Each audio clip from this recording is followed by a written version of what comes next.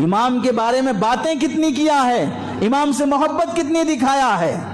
اور یہ کیوں اپنی اولاد کو نہیں بنانا چاہتے؟ وجہ یہ ہے کہ یہ ظالموں کا رویہ دیکھ چکے ہیں کہ تنخواہوں کے معاملے میں کتنا گھٹیا رویہ رکھا جاتا ہے۔ بڑی سی بڑی مساجد میں خدام دین خدمت کرنے والوں کی تنخواہوں کا معیار آٹو والا نہیں، لیبر سے بھی گھٹیا رہتا ہے، لیبر سے بھی گھٹیا رہتا ہے۔ اور اس پر ترغیب دی جائے تو کہتے ہیں کہ بھئی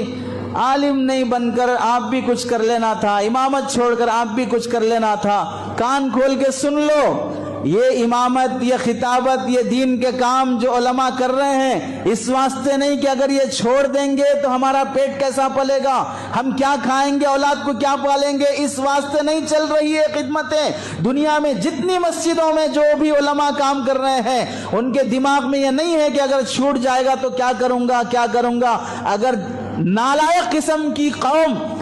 دسیوں کام کر کے جی سکتی ہے، اللہ نے تو ان کو انبیاء کا وارث بنایا ہے، یہ تم سے زیادہ محنت کر کے جی سکتے ہیں۔ یہ اس واسطے پکڑے ہوئے نہیں ہے ممبر محراب کہ اس کے علاوہ جینے کے راستے نہیں ہے، اس واسطے پکڑے ہوئے ہیں کہ اگر چھوڑ دیں گے جاہل یہاں پر آئیں گے اور 25 سال کے بعد یہ مسجد مندر بن چکی